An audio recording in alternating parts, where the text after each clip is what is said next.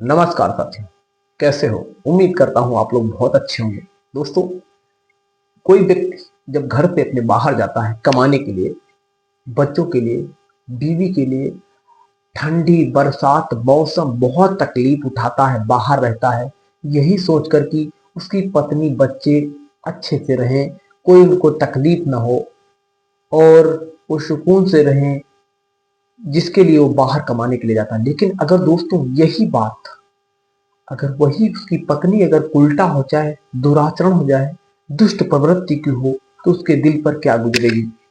दोस्तों, आज कुछ ऐसी ही कहानी एक लेके आए हैं जो कि 5 दिसंबर 2024 की है, यानी कि कल की कहानी है। दोस्तों, ये कहानी है जालौन जिला में सिरसा कलार नामक थाना पड़ता है, जहां का एक गांव है टीकरी। उसमें एक व्यक्ति रहता था जिसका नाम था कुंवर सिंह। दोस्तों, कुंवर सिंह अपनी पत्नी और 2 बच्चों के साथ बड़े ही आराम से रहता था। दोस्तों, घर में खेती किसानी में कम पैदावार होने की वजह से वो अधिकतर बाहर ही रहता था। पहले वो खेती किसानी करता था, लेकिन खेती किसानी में ना कुछ बचत होते हुए देखकर उसने सोचा क्यों ना ही हम बाहर रहें। तो ये सोचकर दोस्तों वो दिल्ली में रहता था। दिल्ली में रहता था और समय समय पर अपने घर भी आते रहता था। लगभग 6 महीने से उसकी पत्नी उससे कोई बात ज्यादा नहीं कर रही थी। इसको लेकर वो परेशान था कि हमारी पत्नी मुझसे बहुत अच्छे से बात करती थी, हमारे बच्चे भी मुझसे बहुत अच्छे से बात करवाती थी, सब लोग मिलकर बात करते थे, क्या ऐसा हो गया है जो ये लगभग 2-3 महीने से 4-5-6 महीने से मुझसे बहुत कम बात कर रही है। ये जानकारी लेने के लिए वो अपने दोस्तों के पास, मित्रों के पास इधर उधर फोन करना शुरू कर देता है। तो उसको पता लगता है कि उसके पड़ोस का एक गांव है, उस गांव का एक व्यक्ति है जिसका नाम छविनाथ है। उस छविनाथ का उसकी पत्नी के साथ में अनैतिक संबंध है, जिसके चलते वो अपने पति से प्रेम कम कर रही है। ये सोचकर उसको बहुत गुस्सा आता है दोस्तों, और वो अब उसको रंगे हाथ पकड़ने के लिए षड्यंत्र बनाता है, यानी कि विचार सोचता है कि उसको रंगे हाथ कैसे पकड़ा जाए।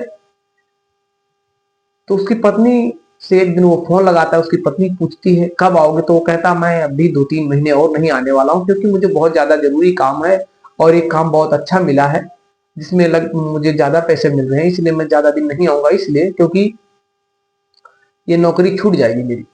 उसकी पत्नी कहती है ठीक है, कोई बात नहीं, आप 2-3 महीने बाद आ जाना। ऐसा वो अपनी पत्नी से झूठ बोलता है, लेकिन उसके लगभग तीसरे दिन ही, यानी कि वो 1 नवंबर को अपनी पत्नी से ऐसी बात बोलता है, और वो 5 दिसंबर को अपनी पत्नी अपने घर के लिए 4 दिसंबर को वहां से बस में बैठता है, और 5 दिसंबर को अपनी रात में लगभग 12 बजे बस में बैठता है, और 5 दिसंबर को सुबह अपने घर पहुंच जाता है। घर पर उतरता है।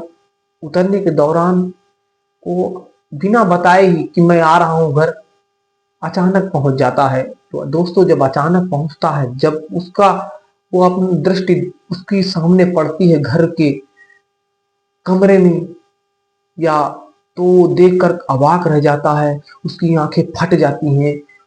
उसको जो लोगों ने बताया था उसको सत्य साबित होता है। आखिरकार उसको जो दिखाई देता है कि दोस्तों बहुत सोचने पर मजबूर करने वाला होता है। दोस्तों, वो हरिनाथ, जो छविनाथ बगल के गांव का रहने वाला था, छविनाथ और उसकी पत्नी दोनों एक ही बिस्तर में नग्न अवस्था में पड़े हुए थे, यानी कि निर्वस्त्र होकर।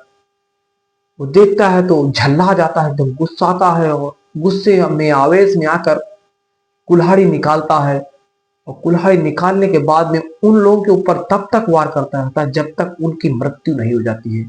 बहुत सारे कुल्हाड़ी से वार उन लोगों के ऊपर करता है, दोनों की मृत्यु हो जाती है। और मृत्यु मारने के बाद में वो पुलिस को खुद ही फोन करता है, और पुलिस जब मौके पर आती है तो अपना खुद का जुर्म कबूल कर लेता है, और उसके बाद में कहता है, जो अपने यीशु साहब से कहता है कि सर मैंने ही ये खून किया है, और मुझे जो भी आपको करना है कर दीजिए, मुझे ये बेइज्जती, मुझे ये असहनशीलता, मुझे ये बर्दाश्त नहीं हो रहा था, इसलिए मैंने ऐसा कदम उठाया। दोस्तों, इस कहानी पर आपकी क्या राय है दोस्तों? कि मतलब पति पत्नी का एक पवित्र बंधन होता है, ये विश्वास का बंधन है, और एक पति पत्नी के लिए ही बाहर जाता है बच्चों के लिए, और पत्नी को भी ऐसा कदम नहीं उठाना चाहिए था, और अगर ऐसा कर भी रही थी तो पति को भी ऐसा। इसके बारे में क्या आप लोगों की क्या राय है, प्लीज कमेंट में आप राय हमें जरूर दें। ऐसी ही कहानियां पाने के लिए हमारे चैनल को सब्सक्राइब जरूर कर लें। जय हिंद, वंदे मातरम, नमस्कार।